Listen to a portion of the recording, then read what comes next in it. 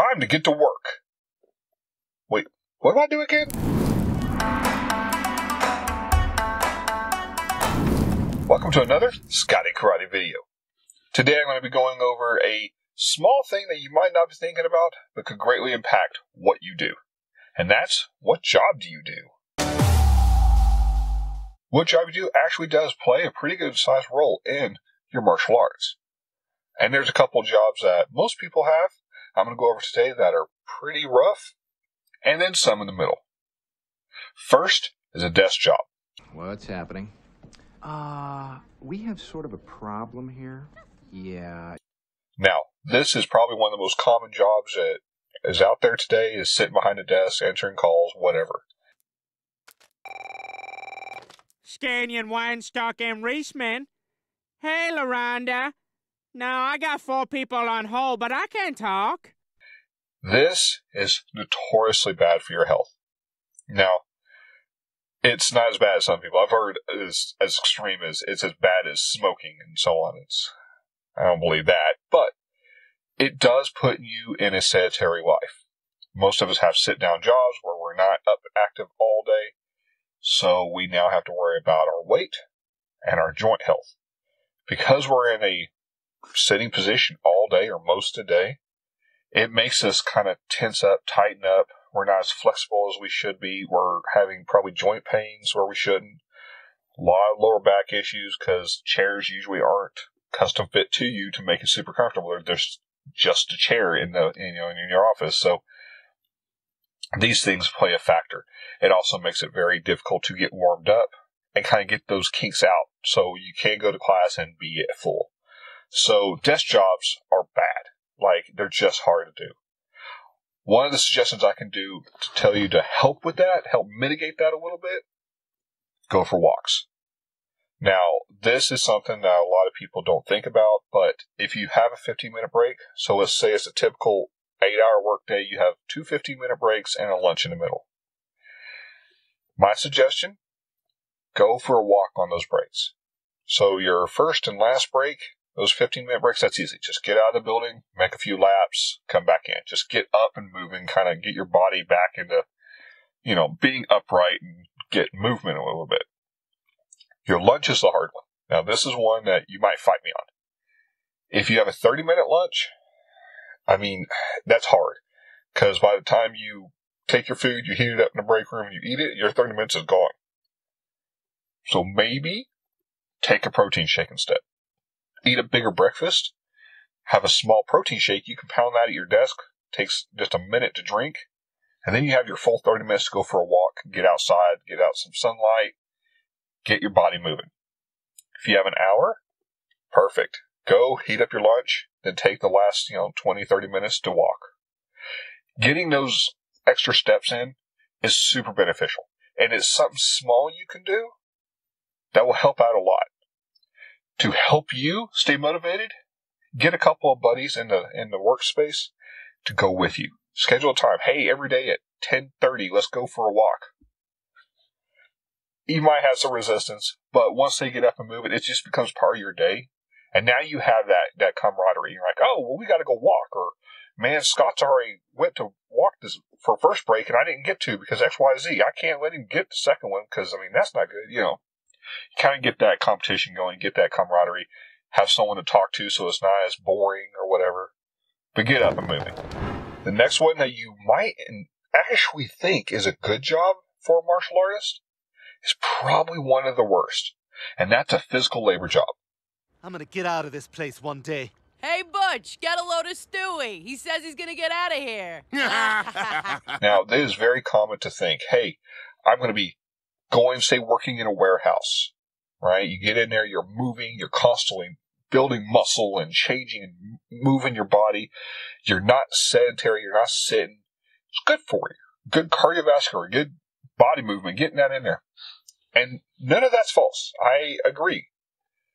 But going from a physically demanding job, going to a dojo or the gym and then dojo, and being physical, and not just physical, but demanding more of your body, such as high kicks and things, is so wildly different. things that you might not think about. So if you are looking for a job, you might think about these things before you start. Physical labor jobs are very hard on backs. So know that going in. If you are, know that you might be in a little bit of pain. You're going to be hard on your backs, hard on your knees, and hard on your feet. Any waitress in the country will tell you, first things first, get good shoes. Because when you're on your feet all day, you start causing problems. And the sad part is you'll cause problems you didn't know could happen because you have bad shoes. Have bad shoes, have bad arch support. You start affecting your heels, your knees, and your back. So you'd be surprised how much just a good pair of shoes will help alleviate some of those issues. But at the end of the day, if you're moving a lot of weight, you're doing a lot of things physically, then going to the dojo and doing more physicality stuff, just it kind of wears on you very fast. So that is a hard one to get past because a lot of people, it's your job. You can't quit your job because that's what you do to get money. But on the same note, it's probably bad for you because you're not going to the dojo as much as you should or want to. Have to find the balance there. But just so you know, physical labor jobs, probably not the best. Last one I want to talk about today is going to be a martial artist that does martial arts for a living. Right? They do ha-ha for the chata. Then I'm going to step up and seal the deal. Board breaks. Simple plan, okay? So don't f*** this up for me. This is my life.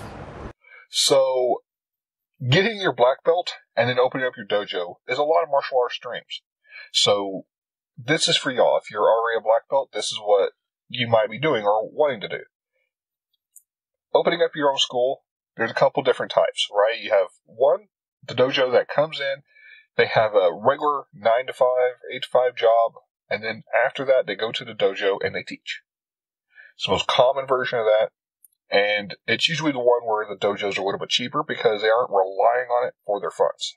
It's just extra money or just for the fun of teaching or whatever. And then you have the dojos, that is how they get paid, right? They're there at 6 a.m., they do the business stuff during the day, they might have morning classes, midday classes, night classes, so on. All day they're there. That's how they get their money. Now, it is very common for that dojo to start, and you'd be surprised how you think it's going to be good for your martial arts. But you'd be surprised how many people hate it. And as a martial artist, you might be improving because you're getting so much more practice. Instead of an hour and a half a day, you're getting, say 5 or 6 hours a day. So as a martial artist, you might be improving, but it is so stressful on you and your body. Keeping that kind of level up, especially if you do it by yourself. Now, if you have help, a lot of this kind of goes away. But if it's your dojo in your school and say you just opened and you have, 100 students, but none of them are black belt and able to kind of step in and help you out, you're having to be there all day, every day, for every day you're open. So if you're open 6 days a week, 7 days a week, you're there all day, every day, with no time off. And because you've made that commitment, you can never be off. So, for example, if you decide to do 7 days a week, and on, say, the weekend you only do half days, you're only there 12 to 6. That's great, except for that literally puts you in a schedule where you literally have zero time for anything else. You can never go on vacation. You can never have just a weekend off. It gets really rough really quick. So understand that going in.